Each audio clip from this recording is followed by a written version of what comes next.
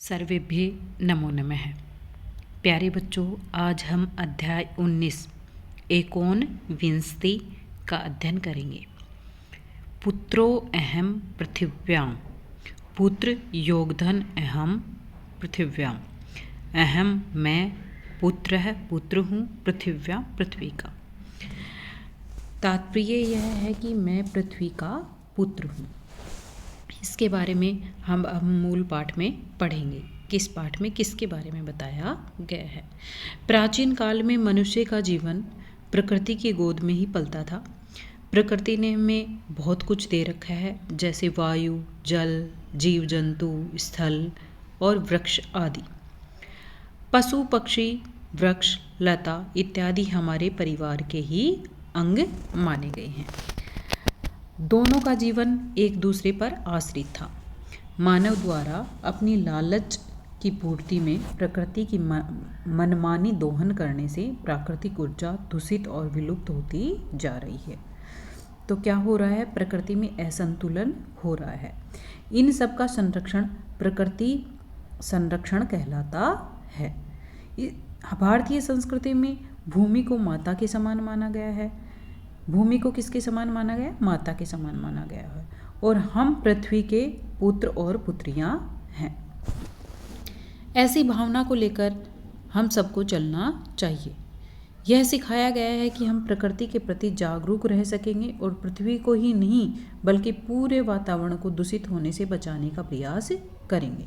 संस्कृत वाङ्मय में प्रकृति संरक्षण के प्रति जागरूकता मिलती है।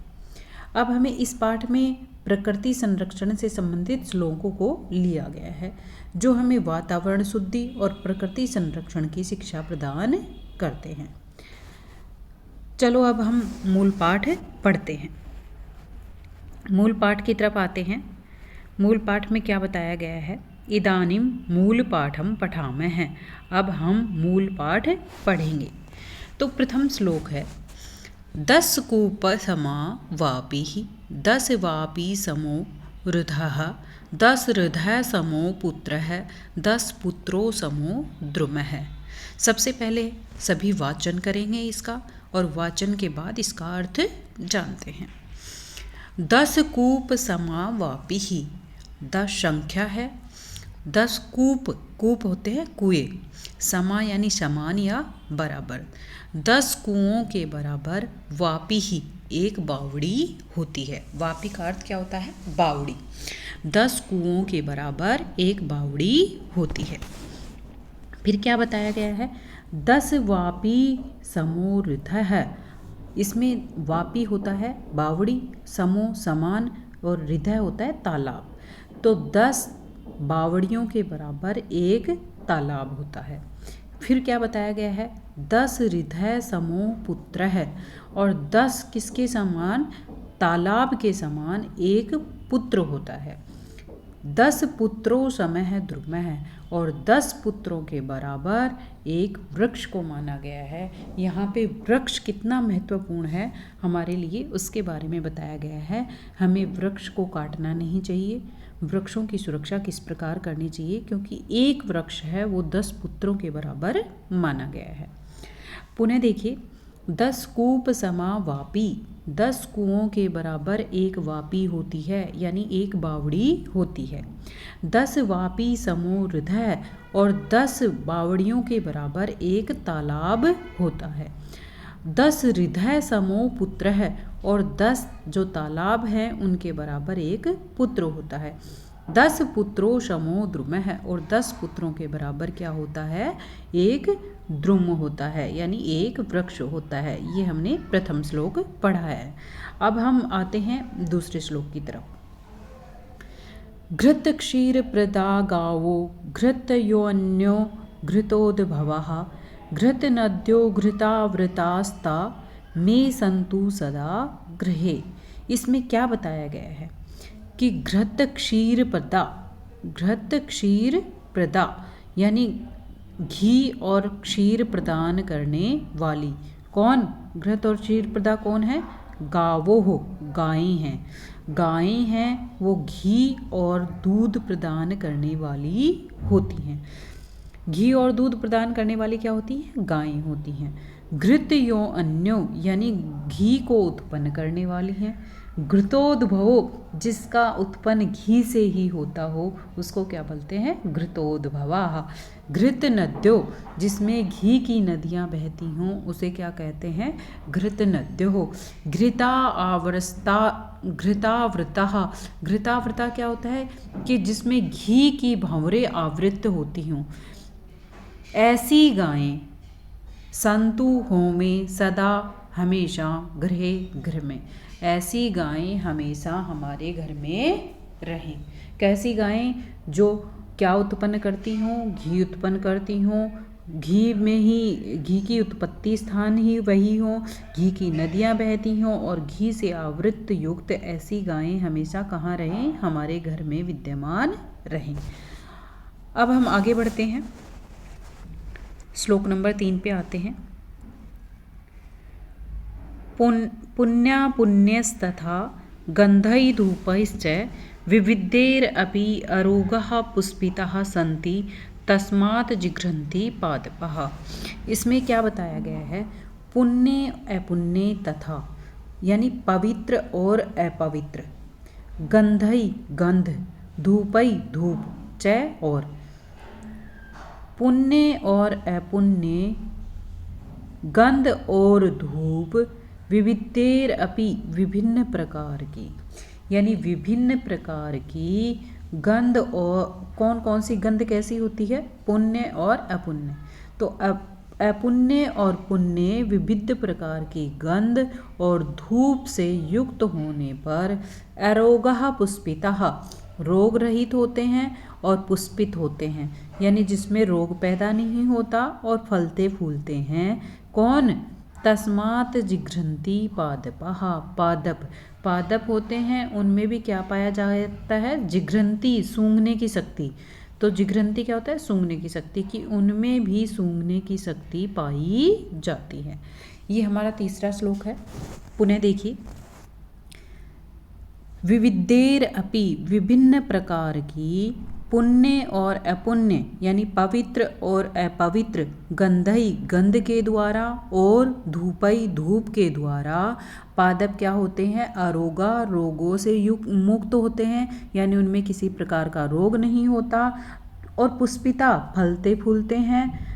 तस्मात् जिघ्रन्ति पादपा क्योंकि पादपों में भी क्या पाई गई है? सूंघने की शक्ति। जिघ्रन होता है सूंघना, तो जिघ्रन्ति सूंघने की शक्ति पाई जाती है।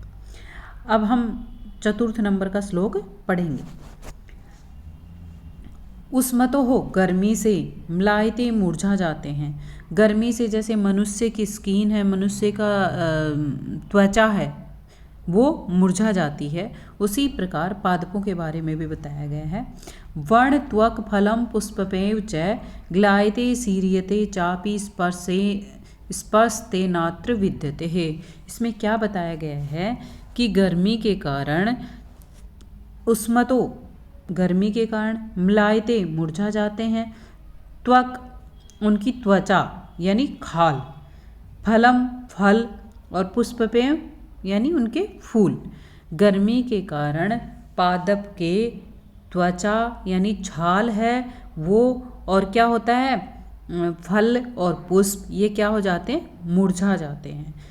सिरियते और गल जाते हैं। च अपि और स्पर्शे तत्र विद्यते यानी उसमें भी स्पर्श मात्र पाया जाता है, कि उनको स्पर्श करने से, उनको छूने से और क्या होने से, गर्मी के कारण क्या होता है? त्वक उनकी त्वचा, उनका फल फूल ये क्या हो जाते हैं? मुरझा जाते हैं, गल जाते हैं, सड़ जाते हैं। इस प्रकार उनमें भी स्पर्श तत्व पाया जाता है। अब हम द्वितीय एकांश पे आते हैं।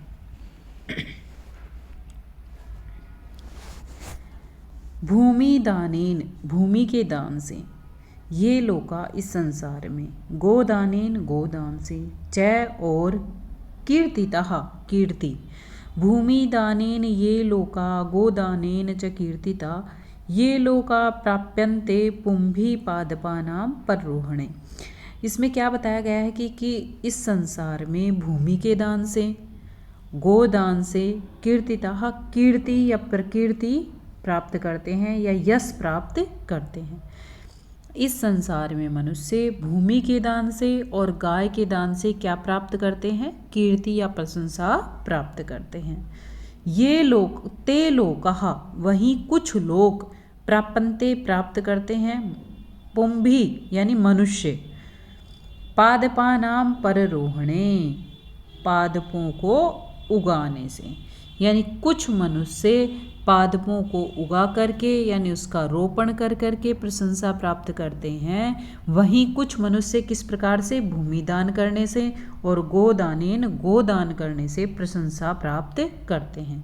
भूमि दानेन ये लोका, इस संसार में कुछ लोग भूमि दान करके, कुछ लोग गोदान करके सम्मान या कीर्ति या यश प्राप्त करते हैं। वही कुछ लोग पुंभी मनुष्य या कुछ लोग इस संसार में पादपानाम पररोहणे पादपों को उगा करके प्रशंसा प्राप्त करते हैं या यश या कीर्ति प्राप्त करते हैं।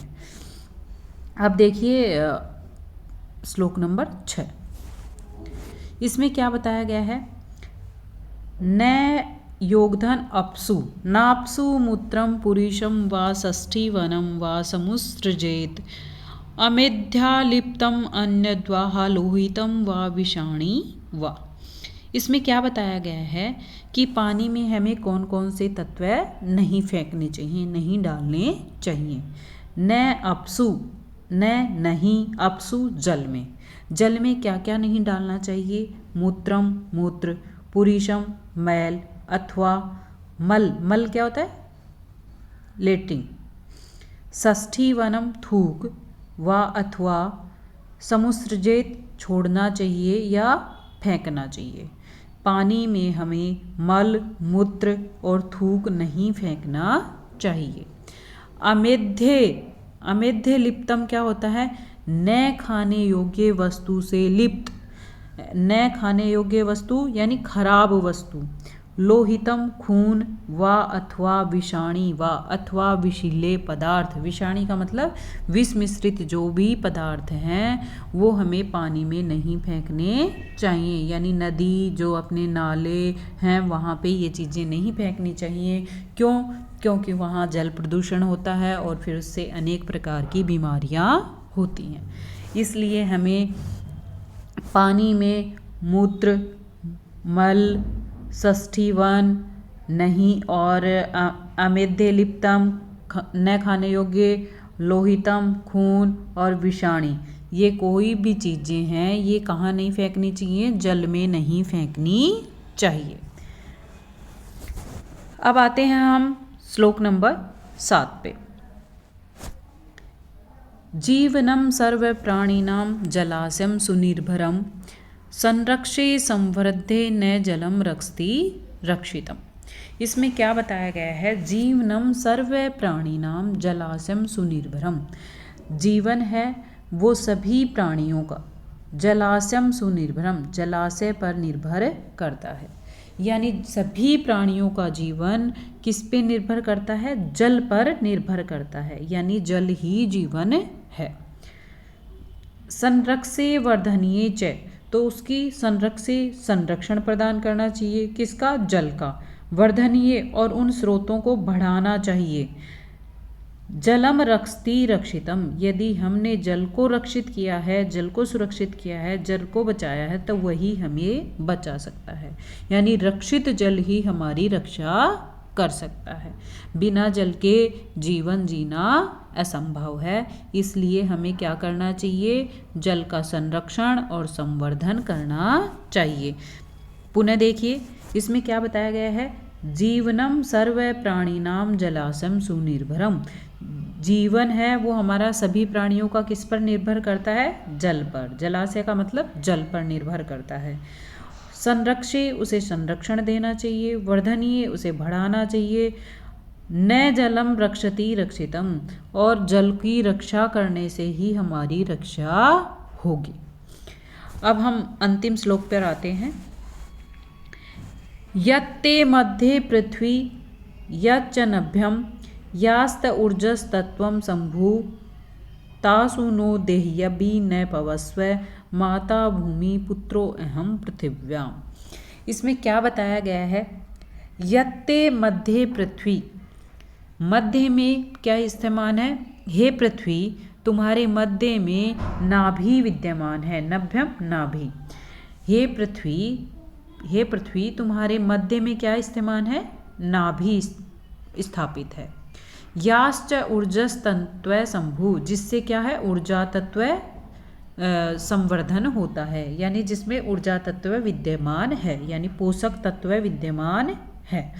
ऊर्जा तत्व का क्या मतलब? पोषक तत्व। तासु नो देह्याभि, उन पोषक तत्वों को हम में स्थापित करो। उनको कौन से पोषक तत्वों को? धन धान्य को।